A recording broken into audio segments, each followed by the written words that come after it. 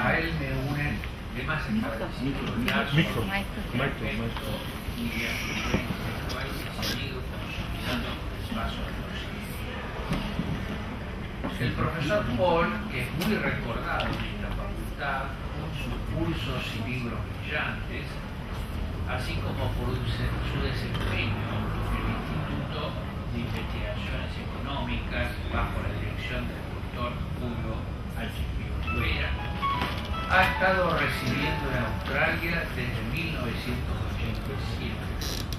Actualmente desarrolla actividad docente de investigación en la Universidad de Wollongong de dicho país. Esta universidad se presenta a sí misma como de nivel internacional con un récord envidiable de logros en materia de docencia e investigación. La universidad está ubicada en uno de los entornos más bellos de Australia, que dista a unas horas de automóvil yendo hacia el sur, hacia Sydney, al sur de Sydney. Sus intereses académicos actuales están concentrados en lo que se llama economía creativa, que gira alrededor de la innovación con fines de lucro y el capital de riesgo. En materia educativa, pone énfasis en la importancia de la innovación económica como parte integral de la ciencia económica. Entre los libros publicados, cabe destacar Inflación recesiva, una aproximación microeconómica, una introducción a la economía con énfasis en la innovación y una introducción a la economía creativa. También ha publicado artículos en ámbito financiero, así como también en revistas científicas argentinas como Económicas, La Plata, e internacionales, por ejemplo, The Review of Economic Studies, Australian Economic Papers y Economics of Innovation and New Technology. Quiero decir que mi amigo Paul tuvo mucha importancia, también el profesor Julio Olivera, para mí, para que me interesara la economía matemática en forma conjunta con otra gente, por ejemplo Ricardo Feynman. Participé en seminarios informales del instituto, entonces bajo la coordinación esmerada de Paul, en los que también estaban Osvaldo Feinstein, que hoy está en el Banco Mundial, Tomás Baliño, que está en el Fondo Monetario Internacional, Carlos Rodríguez, que hoy es rector de la Universidad del SEMA, y Marcela Tristini, que trabaja en Piedra, entre otros. Sin olvidar al recordado Gordo Castellano, con quienes compartíamos largas horas de discusión del libro fundacional de John Hicks, Valor y Capital, y capítulos del libro de Tom Apostol, Análisis Matemático. Hace poco Eduardo Paul me envió un mail en el que dice que aquellos eran gloriosos tiempos en que nos reuníamos en el Instituto de Investigaciones Económicas de la Facultad para aumentar nuestro capital humano, independientemente de cuán abstractos fueran los temas de discusión. Mirando hacia atrás, dice, me doy cuenta de que seguíamos el enfoque de los legendarios filósofos griegos, conocimiento por el conocimiento en sí mismo. Personalmente no estoy arrepentido, dice. Al contrario, fue una etapa llena de entusiasmo intelectual e infinitamente productiva. Es interesante señalar cómo subrepticiamente la sociedad moderna niega la investigación pura y el interés por el pensamiento abstracto. Gracias a las contribuciones muy abstractas de Arrow y de Breuer, hoy podemos entender el alcance y las limitaciones de la mano invisible de Adam Smith. Las consecuencias del desprecio aludido se pueden ver en los ejecutivos top, que esencialmente son en un 99% relaciones públicas y en un 1% tan solo conocimiento. La crisis financiera global nos recuerda en forma dolorosa acerca de los oportunistas ignorantes que miran con desprecio a quienes piensan con abstracción y conocimiento sólido. El profesor Paul va a disertar sobre el tema ¿Are all explanations in economics causal explanations? Gracias. Okay.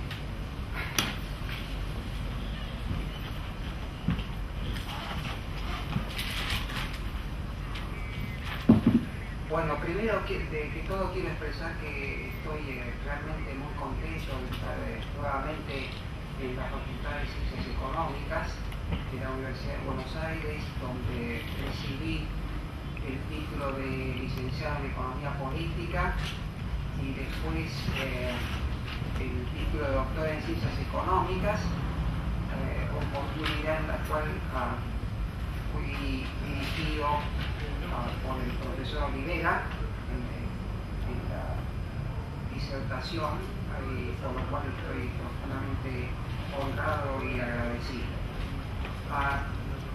Le agradezco a Enrique las cordiales palabras de presentación, a pesar de que mi interés predominante es la economía creativa. Este tema no está directamente relacionado con esa área. Mi interés por el tema, aunque parezca sorprendente, se produjo a raíz de la crisis financiera 2007-2008. Fue el momento en el cual empecé a pensar que si uno quiere hacer una regulación coherente del sistema financiero, tiene que conocer cuáles son las causas de la crisis, y eso me llevó directamente al problema de causalidad en economía. Y me di cuenta que era un vacío realmente importante. Bueno, como lo dice acá esta PowerPoint presentation, el foco central de esta presentación es una aseveración. La aseveración es: todas las explicaciones científicas en economía son explicaciones causales. Y eso es lo que constituye actualmente la sabiduría convencional. En esta presentación yo cuestiono esa sabiduría convencional en la manera que sigue a continuación. La presentación está dirigida a analizar la relación entre explicación y causalidad, que es un tema bastante arduo, pero creo que paga realmente dividendos muy altos. Entonces, la novedad principal es un refinamiento del concepto de explicación causal, y los dos aspectos centrales son, en primer lugar, la aseveración: todas las explicaciones económicas son explicaciones causales. Es un ipsi dixi, eso quiere decir una proposición sin prueba, y entraña dificultades imprevistas. Eso es lo que voy a tratar de poner de manifiesto en esta breve presentación, porque, bueno, la restricción de tiempo es importante y voy a tratar de mandar el mensaje de la mejor manera posible. El segundo punto es que es posible diseñar una noción de explicación causal de tal manera que el nuevo concepto supera los obstáculos ocultos en la sabiduría convencional e implica que el conjunto de explicaciones causales es un subconjunto propio del conjunto de explicaciones científicas. Eso, puesto de otra manera, quiere decir que toda explicación causal es una explicación científica, pero no toda explicación científica es una explicación causal. Y ese es el punto que voy a tratar de elucidar en esta presentación, y voy a ir despacio porque es mi característica personal. No me gusta andar corriendo en el desarrollo de temas, así que si Enrique me tiene que cortar, bueno, así será, pero voy a tratar de clarificar los puntos. Ahora, esta presentación se basa en un artículo que tiene el mismo título y le he dejado a Cecilia, que es la señorita que se encarga de la organización de este congreso, una copia completa del artículo, para si todo aquel que esté interesado, que tenga la posibilidad real de ver más detalles acerca de los puntos que voy a hacer acá. Bueno, este paper tiene 6 secciones, no 5, tiene 6 secciones y yo voy a consagrar la atención a las secciones 3, 4, 5 y 6. Entonces, en la sección 3, que yo le llamo el punto de vista recibido, voy a buscar históricamente cuál es la primera definición de explicación causal que aparece en el contexto de metodología de las ciencias. Y la primera definición, sorprendentemente, pertenece a Karl Popper, porque Popper publicó la lógica de la investigación científica, primero en alemán en el año 35 y después fue traducida varias veces al inglés y al español. Particularmente la traducción del título en español es mejor que la del inglés, porque en inglés ha sido traducido The Logic of Scientific Discovery y no creo que es una buena traducción. Pero dejando de lado ese aspecto, entonces empiezo con el origen de la definición de explicación causal, y viene de Popper, la lógica de la investigación científica. Bueno, él lo que dice es que una explicación causal de un evento significa deducir el enunciado que lo describe usando como premisa de deducción una más leyes universales. Estoy explicando un poquito cada una de las cosas en el segundo. Conjuntamente con ciertos enunciados iniciales, las condiciones iniciales. Y menciona ahí que las itálicas que aparecen ahí están también en el original, o sea que él está enfatizando que es una explicación causal, ¿no? Ese es el primer aspecto a mencionar.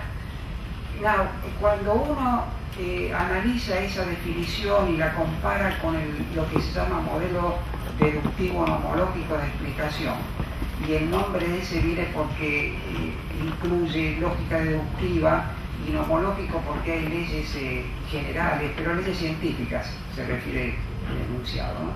O sea que significan lo mismo, y este punto está claro en una publicación de un metodólogo Hans, que apareció, hay un libro que es un manual de economía metodológica, publicado en 1998, y ahí hay un artículo del profesor Hans, donde uno puede ver que explicación causal y modelo deductivo nomológico de explicación es lo mismo. Sin embargo, Hans, siendo probablemente muy astuto, no menciona nada acerca de explicación causal. Segundo punto, una ley universal o ley general es una teoría científica que implica un evento denotado aquí con una letra E mayúscula. Y después en la terminología técnica, que es bueno mencionarla, pero me parece esencial, y es el conjunto de premisas constituye el explanans y el evento E es llamado explanando. Esa es la terminología que usan los metodologistas, y conviene para hacer una exposición coherente mencionar esto de paso. Bueno, entonces, si volvemos a la definición de Popper de explicación causal, tenemos que hay en esa definición un conjunto de premisas que lo llamamos explanans, hay condiciones iniciales, enseguida vamos a decir algo acerca de eso, y hay leyes generales que son más o menos teorías científicas. O sea que en el conjunto de premisas tenemos condiciones iniciales y leyes generales. Después está el evento E que uno quiere explicar, por ejemplo, qué causó la crisis financiera de 2007-2008, ese sería el evento a explicar, ¿no? Y también hay un enunciado que se deduce de las premisas, ese enunciado describe el evento y se llama predicción. Así que hay un montón de terminología acá, pero si uno es ordenado puede ver que toda la terminología realmente tiene un sentido preciso y es necesaria. Bueno, entonces si uno volvemos a mirar la definición de Popper, uno ve que hay un evento. La lógica deductiva es importante porque el evento tiene que ser derivado lógicamente, vale decir, de acuerdo con las pautas de la lógica deductiva, a partir de un conjunto de premisas. Hay una predicción, que es el enunciado deducido de las premisas, y hay un conjunto, en el conjunto que anda de premisas contiene una más condiciones iniciales y por lo menos una ley general. O sea que esto es una descripción bastante general de explicación causal. El punto importante, pienso, es darse cuenta que cuando Popper definió explicación, definió más que eso, él definió explicación causal. ¿Okay? Y ahora un ejemplo que podemos mencionar de la economía, que son ejemplos hipotéticos, muy simples, pero este ejemplo que voy a dar ahora va a resaltar un obstáculo oculto que tiene la definición de Popper, al menos en economía. Yo no estoy interesado en explicación en física o en astronomía, porque mi conocimiento no alcanza para eso. Yo confino mi atención a economía. Entonces, supongamos que el evento que uno quiere explicar es este: una firma redujo la cantidad demandada de trabajo cuando el salario aumentó, que es una proposición, normalmente no la estudian en microeconomía, ¿no? Entonces, dos explicaciones causales alternativas de este evento pueden formularse sobre la base de supuestos alternativos. Uno sería el supuesto A1, maximización del beneficio, y el otro sería el supuesto A2, maximización de ventas sujeto a un nivel de beneficio predeterminado, que es lo que a veces se denomina hipótesis de Baumol, porque Baumol fue el primero que formuló esta hipótesis alternativa. Entonces hay esos dos supuestos que pueden usarse para dar una explicación causal de este evento en nuestro ejemplo hipotético. Entonces, en el primer caso tenemos el ejemplo 1. Una explicación causal podría basarse en las condiciones iniciales. Entonces tenemos tres condiciones iniciales. Una incluye el supuesto: la firma en cuestión maximiza beneficios.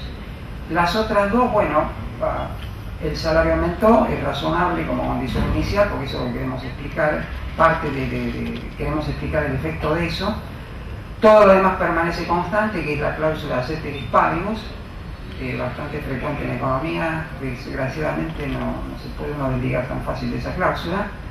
Y una ley general que dice: para toda firma que maximizan beneficios existe una relación inversa entre el precio del insumo y su cantidad demandada, ceteris paribus, también algo que estudiamos en microeconomía.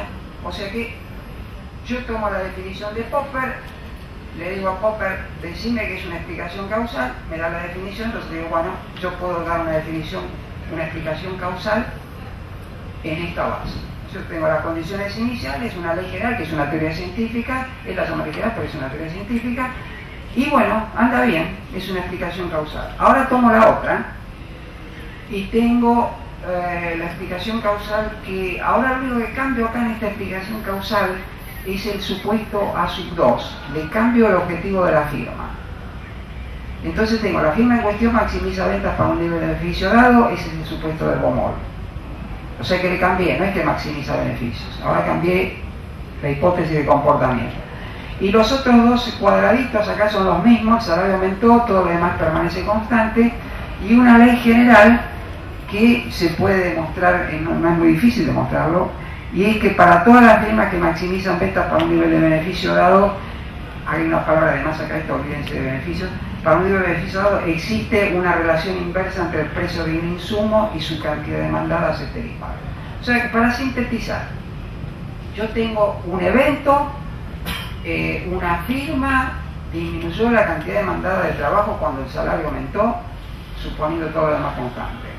Y entonces ofrezco dos explicaciones causales alternativas, siguiendo la definición de Popper. Una, es decir, la firma maximiza beneficios, una posible explicación causal. La otra es: la firma maximiza beneficios maximiza ventas para un nivel de beneficio dado. Enseguida voy a volver a estos ejemplos, pero creo que queda claro que el concepto de explicación causal de Popper, usando este ejemplo tomado de microeconomía. Ahora Popper también define causa y efecto, situación que todo el mundo parece no darle mayor importancia, ignorarla. Los metodólogos no parecen darle mucha importancia a esta definición que dio Popper. Popper dice: las condiciones iniciales describen lo que usualmente se llama la causa del evento en cuestión, y la predicción describe lo que usualmente se llama el efecto. Acá lo que estoy reproduciendo acá viene de la lógica de investigación científica, en la página 60.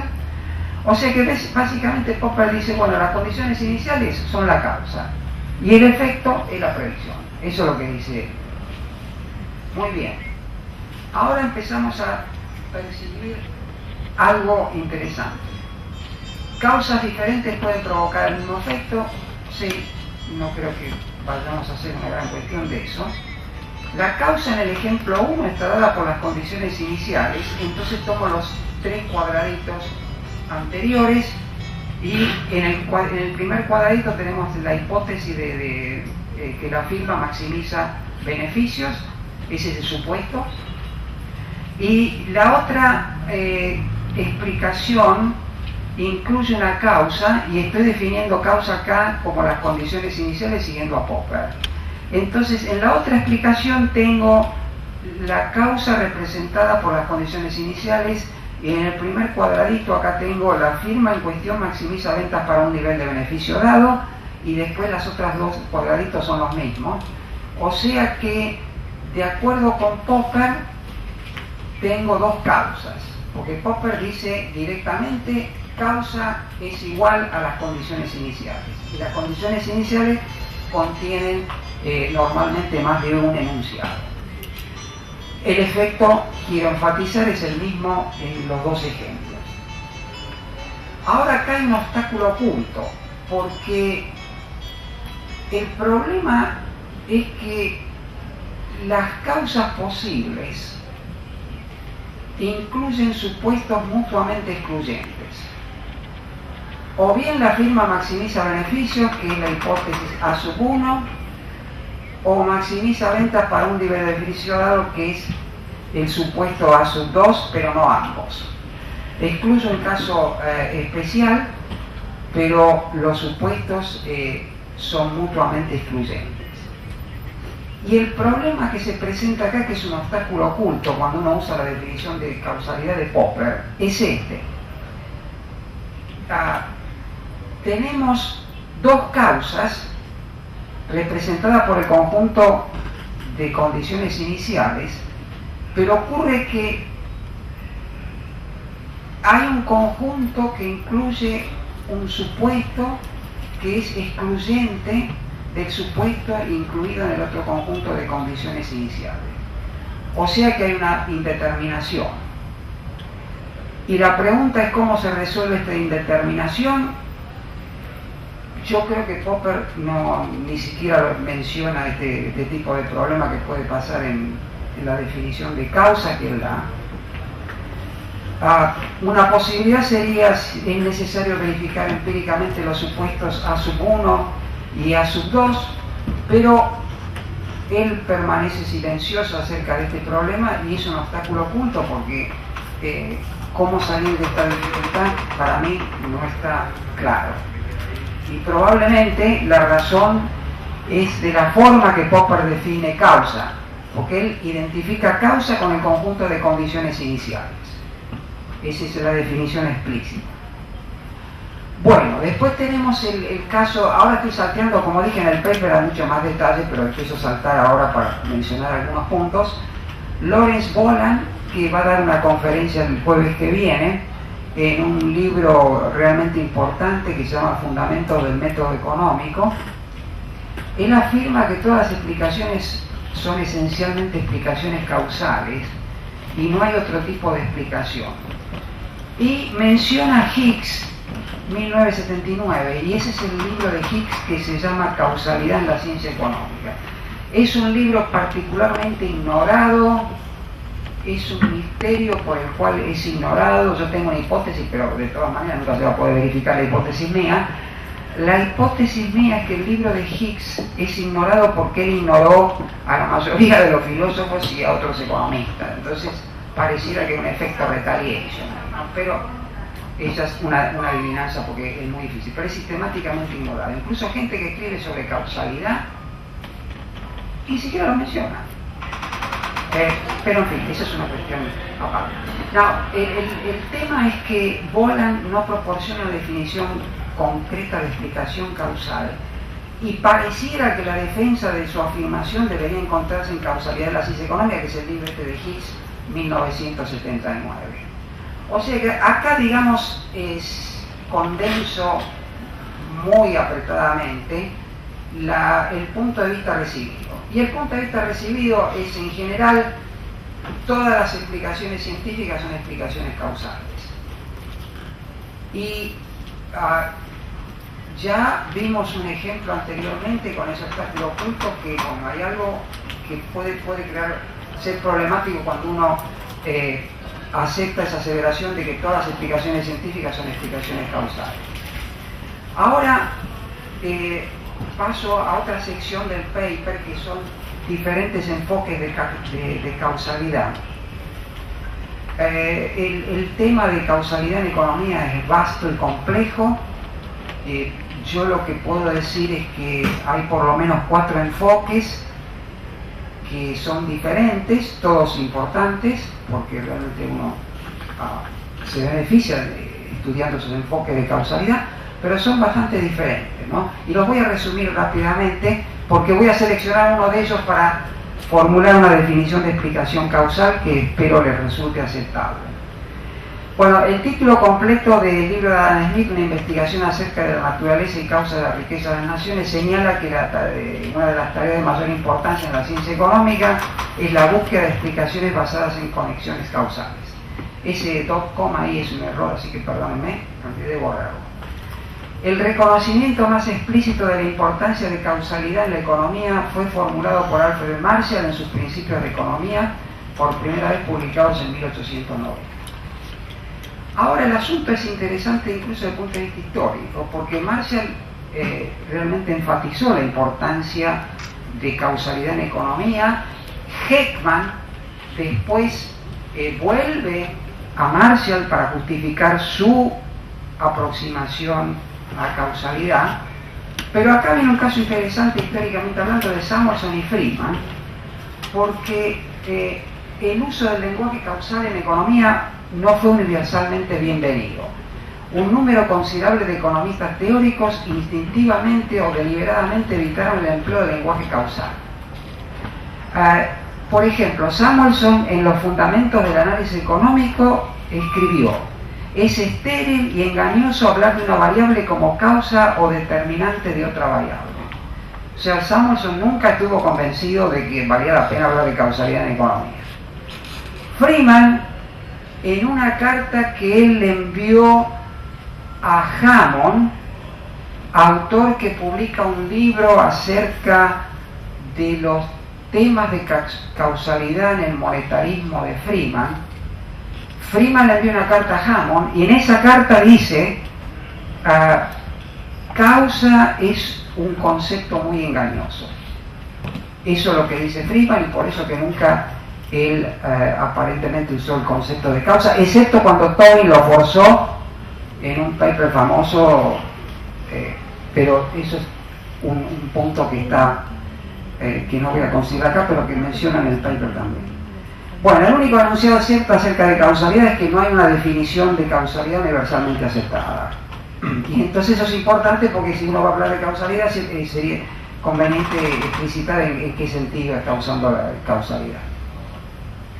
Bueno, entonces, como yo quiero presentar un nuevo concepto de explicación causal, lo que hago en el paper es mencionar 4 enfoques alternativos de causalidad: una de series temporales, asociada con el nombre de Granger; otra causalidad econométrica, asociada con el nombre de Heckman; causalidad estadística, asociado con el nombre de Rubin; y causalidad determinista. Yo lo llamo así, no es una terminología muy, ¿cómo decir?, generalmente aceptada. Le puse causalidad determinista porque me parece que captura la idea. introducida por Hicks en ese libro que mencioné anteriormente, Causalidad en Economía, publicado en 1979 y virtualmente ignorado. Bueno, entonces una breve descripción de cada uno de estos conceptos. Una variable I se dice que causa Granger otra variable Z si la predicción de Z es mejorada por el uso de valores pasados de I. Esa es la definición esencial de causalidad en series temporales.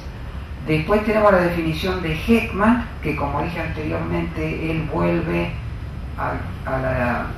al approach de Marshall e incluso basa su definición en un párrafo de Marshall, y es una definición de causalidad definida dentro de un modelo construido usando la cláusula ceteris paribus. En este artículo que menciona acá de Heckman en el año 2000, que es el Quarterly Journal of Economics, Heckman menciona que no hay una correspondencia uno a uno entre la causalidad en el sentido de Granger y la causalidad econométrica o en el sentido de Heckman. Son conceptos separables, digamos. Después el enfoque estadístico Rubin, que está bastante de moda actualmente. De acuerdo con el enfoque estadístico, el análisis de causalidad debería comenzar midiendo el efecto de causas en lugar de definir cuál es la causa de un efecto dado. El rasgo distintivo de este enfoque consiste en no separar las tareas de definir e identificar parámetros causales. Y hay un artículo muy reciente de Angris y Pinsky, publicado este año en el Journal of Economic Perspectives, con el título The Credibility Revolution in Empirical Economics, donde ellos presentan un catálogo de ejemplos de esta práctica, enfoque estadístico, con el objeto de sostener que la microeconomía empírica ha experimentado una revolución en credibilidad. O sea que este es un artículo muy reciente que trata acerca de ese enfoque estadístico, que yo lo asigno a Rubin, pero Heckman tiene sus reservas acerca de esta asignación. Y después tenemos el enfoque de Hicks, que desarrolla una lógica de investigación causal determinista. Entonces, de acuerdo con Hicks, una causa C mayúscula es un factor sin cuya presencia el efecto E no habría ocurrido. Esa es la definición básica de Hicks, y después Hicks establece la diferencia entre causas separables y no separables. Si el factor C es una de las causas del efecto E, entonces C puede ser una causa en sí misma. En este caso se llama una causa separable. Pero también puede ser derivado ese factor de otros factores, y ahí viene la definición de causa no separable. Se dice que un factor F es una causa no separable cuando F es una parte integral de una causa C, o F es originada por una o más causas separables. Yo pienso que esta definición es importante, la idea de separar, digamos, causas separables de causas no separables, porque ayuda en la investigación de causas de un fenómeno particular. Un ejemplo está basado en la crisis financiera 2007-2008. La evidencia teórica y empírica sugiere que securitización y contagio, vale decir la expansión de la crisis de los activos subprime hacia los activos no subprime que no tienen conexión directa con el mercado inmobiliario, son buenos candidatos como causas potenciales de la crisis. Hay muchos trabajos publicados, teóricos y empíricos, que realmente sugieren esto. Sin embargo, securitización no es separable de resecuritización, porque la existencia de resecuritización, acá tengo en mente los collateralized debt obligations, y la existencia de resecuritización presupone securitización, o sea que no es una causa separable. Además, contagio fue una consecuencia directa del deterioro drástico del estado de confianza originado por el colapso del mercado inmobiliario subprime, así que podemos decir en breve que securitización y contagio pueden considerarse como causas no separables de resecuritización e hipotecas subprime respectivamente.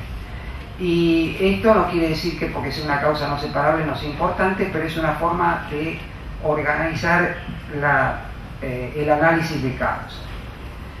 Ahora, Hicks en el libro ese establece la lógica de causalidad y es una especie de textbook porque él explica más o menos cómo proceder en general. Primero lo que uno tiene que hacer es identificar el efecto y detectar unas más causas potenciales del efecto E, es un punto de partida razonable. Después es necesario usar teorías económicas o construirlas si es que no están disponibles y suponer que las causas potenciales no están presentes. Cada teoría tiene que mostrar lo que habría ocurrido si alguna causa hubiera estado ausente. Ese sería el paso 2, el uso de teorías económicas.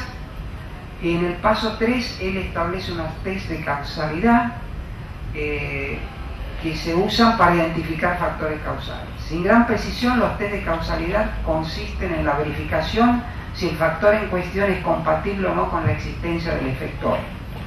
Los test de causalidad son teóricos, no empíricos. Ese es un punto que Hicks enfatiza sobremanera. Él dice que si uno va a testar causalidad, tiene que usar teoría, no puede usar elementos empíricos. ¿Por qué? ¿Cómo? 3 minutos. Bueno, entonces voy a saltear algunos pasos. Hay una explicación más, lo que viene ahora que lo menciona así muy superficialmente. Está la idea de construcción no sé, que es la idea de cómo detectar ahí una causa separable. Alguna mención acerca de lo que ocurre cuando hay más de una causa y la lógica de causalidad, algunas cosas nuevas como causas superpuestas y causas aditivas que son, me parecen muy interesantes en economía, pero sigo pasando y voy ahora a lo que yo espero que sea un concepto aceptable de explicación causal.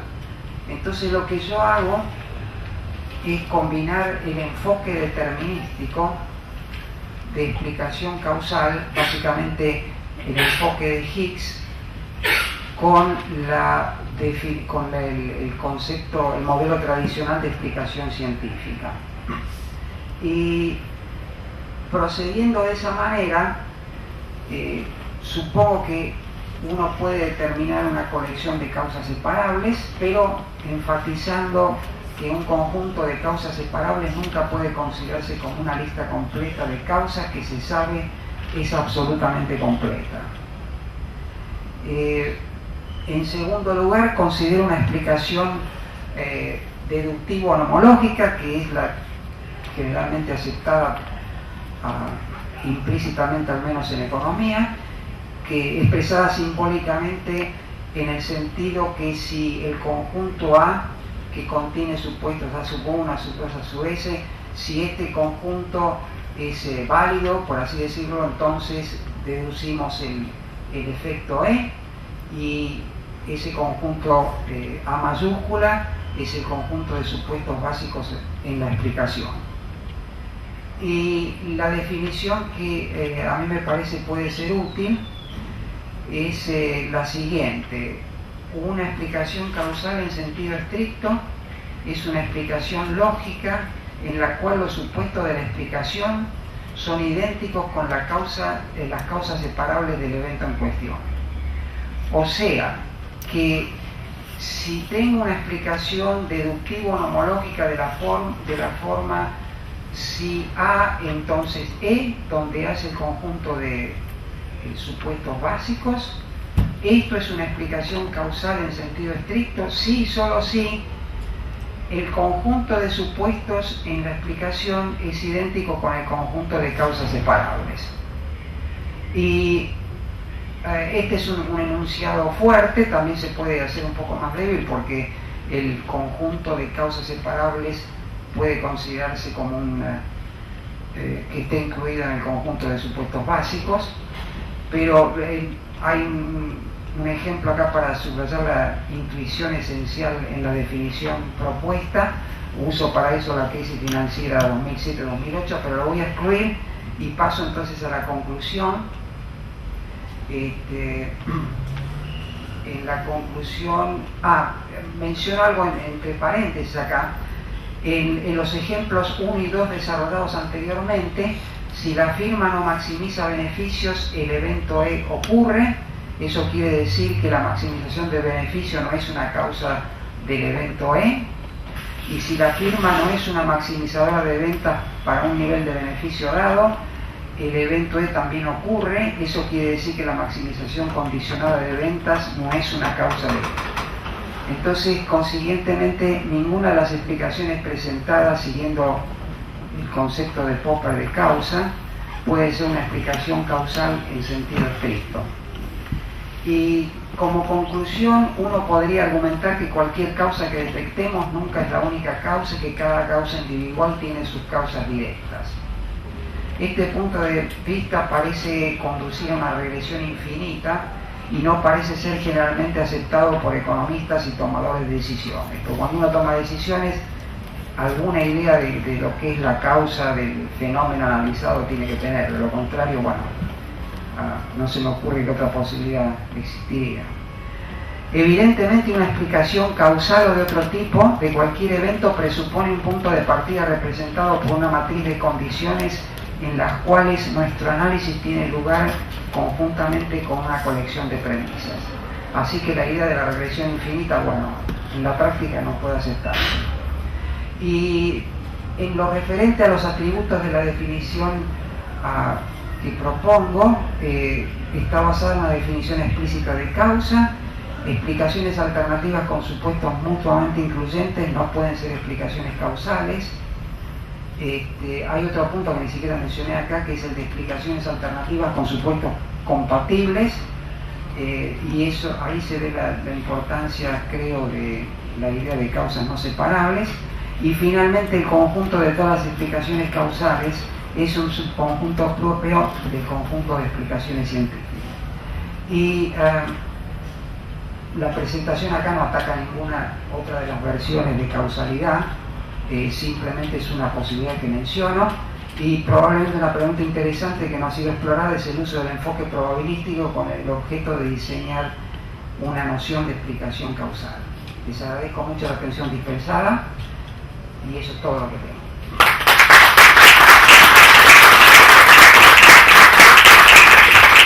Gracias, Jorge. Tenemos ahora algún minuto o algunos minutos para alguna pregunta. Graciela.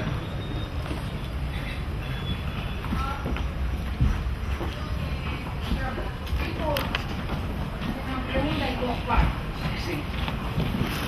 La parte primera, si me oye.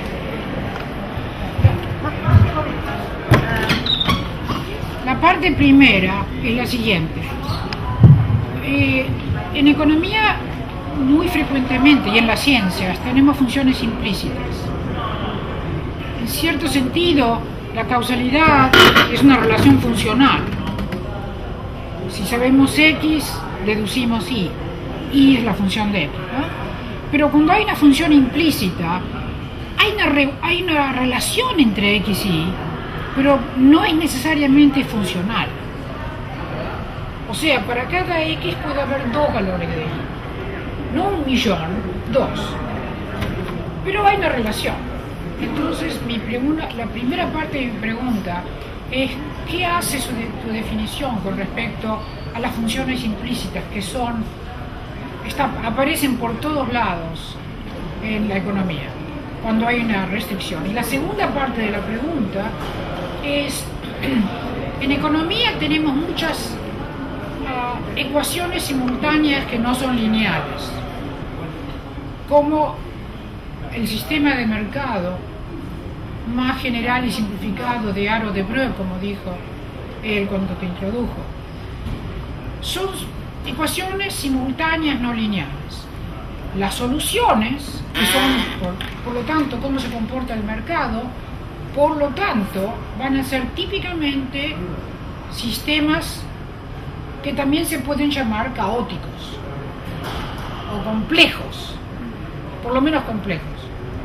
Lo cual significa que pequeñas variaciones de las condiciones iniciales muy pequeñas, dan el efecto de butterfly, ¿cómo se llama? Sí, mariposa. De mariposa, ¿verdad?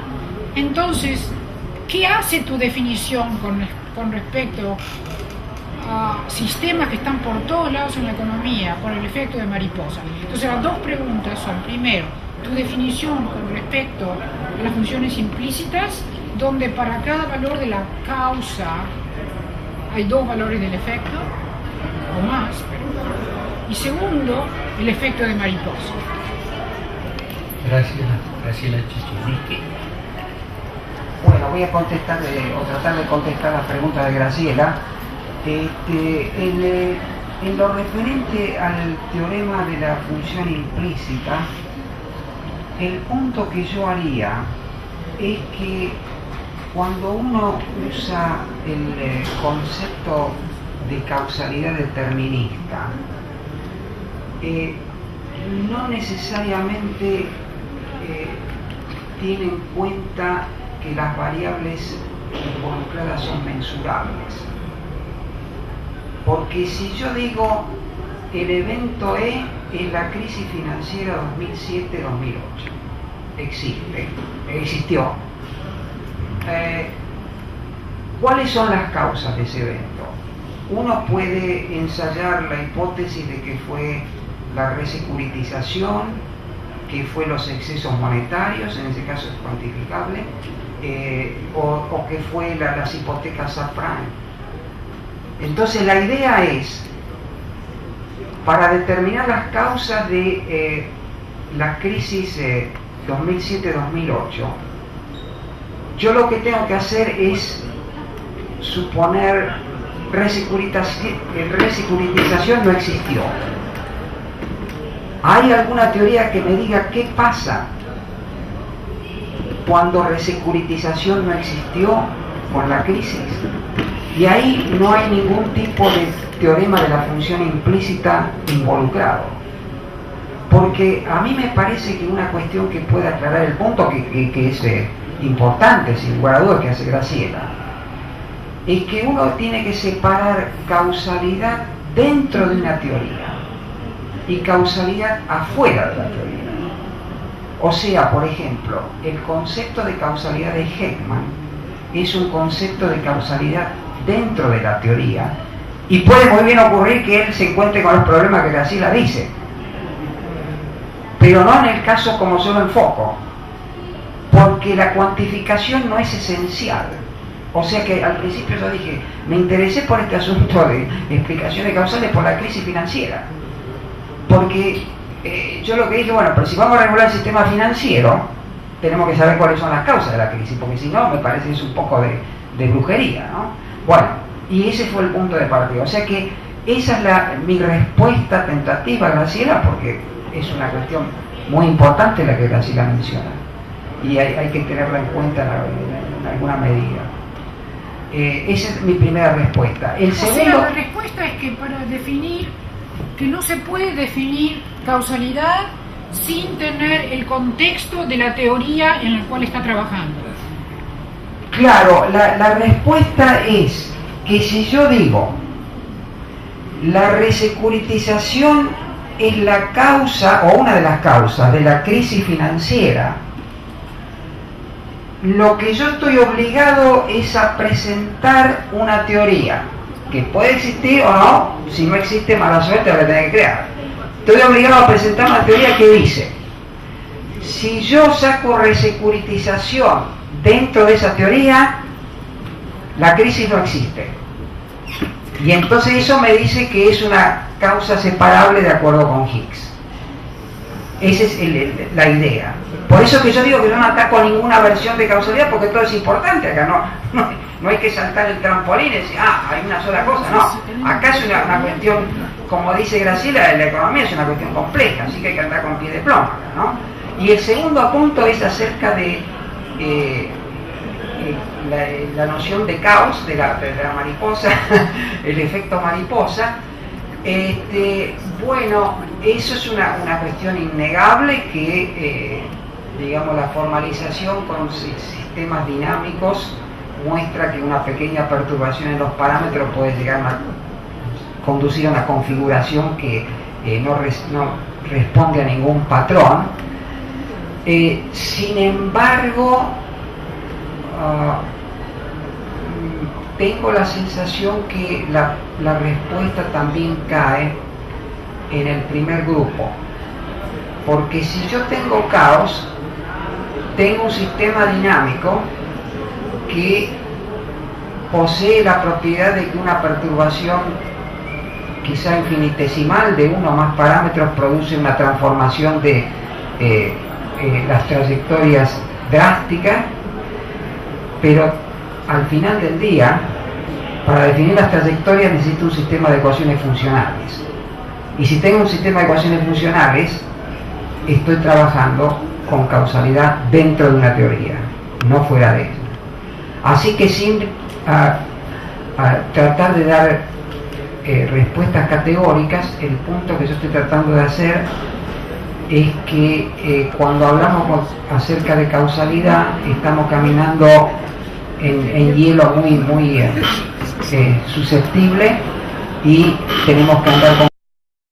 Pero espero que más o menos mis respuestas así las sean convincentes, así que no te quiero sacar el tiempo porque sé que venís ahora.